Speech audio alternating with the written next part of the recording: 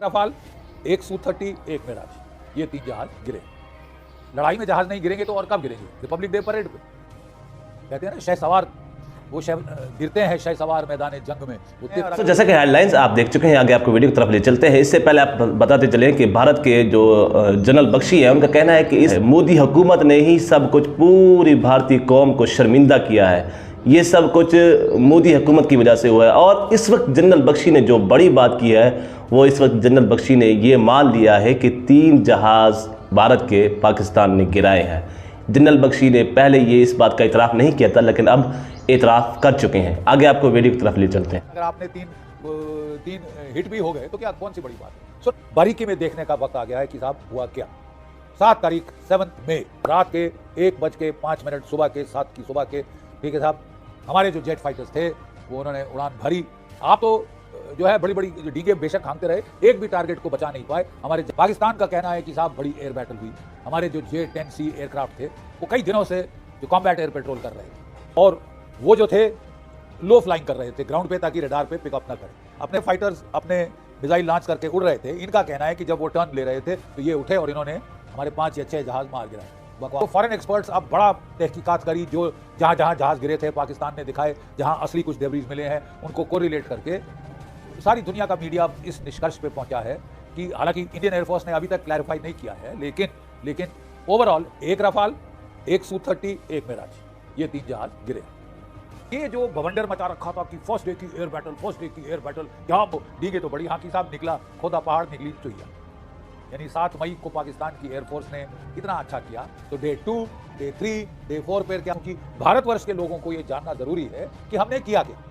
मुझे समझ नहीं आता हम क्यों इतने शर्मा रहे हैं अपने सक्सेस से, क्यों हम इतने मॉडेस्ट बन रहे हैं दुनिया के सामने, और उस मॉडेस्टी का फायदा उठा के लोग गलत फलत नैरेटिव फैला रहे हैं। और वेस्टर्न मीडिया चाहता है कि राफाल्स की बदनामी हो ताकि उनके F-35 बिके, ठीक है साहब, J-10C फाइटर्स दुनिया खरीदे।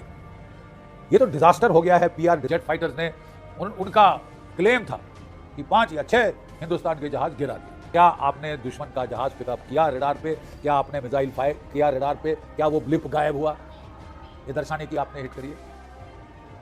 हमारे national security adviser NSA Shri Ajit Doval Kirti Chakra ने IIT मद्रास में कॉन्वोकेशन के उपलक्ष्य में अपना उद्घोष दिया था।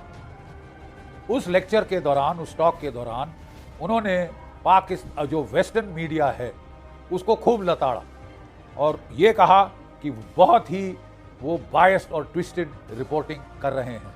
उन्होंने एक खुला चैलेंज दिया, मुझे एक सैटेलाइट इमेजरी, एक सैटेलाइट फोटो, एक फोटो दिखाइए ग्राउंड से कहीं भी जहां पे हिंदुस्तान के एयर बेसिस को, किसी भी बेस को कोई नुकसान हुआ हो।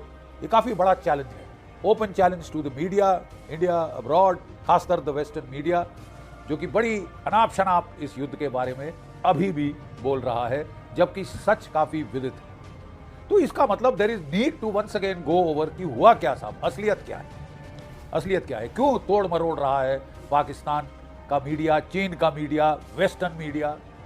पाकिस्तान की तो खैर बात ही अलग है, पिटे हैं, सेल्स प्रमोशन एक्सरसाइज करना चाहते थे, इसलिए जो एयर वाइस मार्शल औरंगजेब, जो कि deputy chief of air staff operations है पाकिस्तान एयरफोर्स का, उसने जो बड़ी एक स्लिक और सेक्सी ब्रीफिंग दी थी 7 मई को, मतलब आप समझ लीजिए 7 मई को ही दी थी उसने, बड़ा अच्छा पावर पॉइंट प्रेजेंटेशन, जिसपे तो वो लड़ाई जीत गए 7 मई को।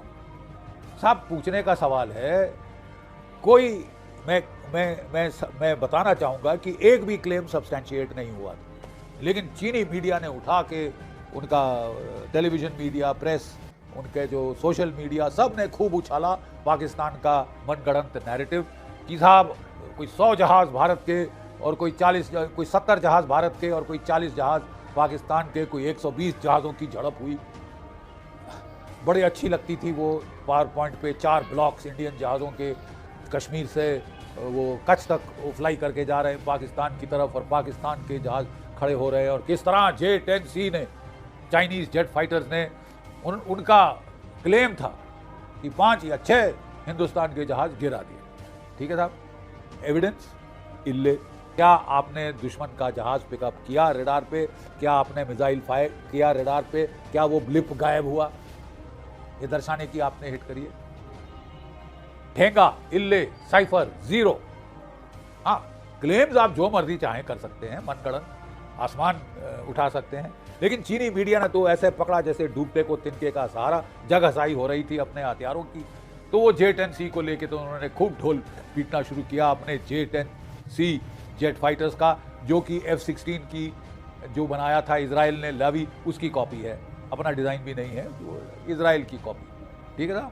लेकिन पूरी दुनिया में फैला दिया कि साहब राफाल बेकार है और हमारे जहाज़ बहुत अच्छे हैं, वो हावी हुए हैं रफाल के ऊपर, 3 रफाल मार गिराए। अरे सिरस्वार रफाल मार गिराए, ठीक है साहब। घूम पिट के अब जहाँ जो वेस्टर्न मीडिया है साहब, उनके भी they have lot of axe to grind. अब रफाल जो है कंपेटिटर साबित हो रहा था American F-35 5th generation fighter का। कॉस्ट दोनों का बराबर है, इनिशियल कॉस्ट, ठीक है। रफाल को पसंद किया है, चुना है ओवर दी F-35। तो क्वाइट ऑब्वियसली जो अमेरिकन आर्म्स इंडस्ट्री है, आर्म्स लॉबी है, वो बहुत खिन्न है फ्रांस के साथ। वो फ्रांस को कंपेटिटर देखते हैं, बड़े बड़े लुक्रेटिव कॉन्ट्रैक्ट्स रफाल ले जा रहे हैं, तो रफाल को डाउन करो, खूब प्रोपेगेंडा करो कि साहब बेकार फाइटर है। हाँ, वो अनआर्म्ड इंसर्जेंट्स के खिलाफ ठीक था, लीबिया शिबिया में कौन हथियार वो AK-47 लेके घूम रहे थे, उनको ठोक दिया, तो क्या ये जहाज़ असली में कामयाब नहीं।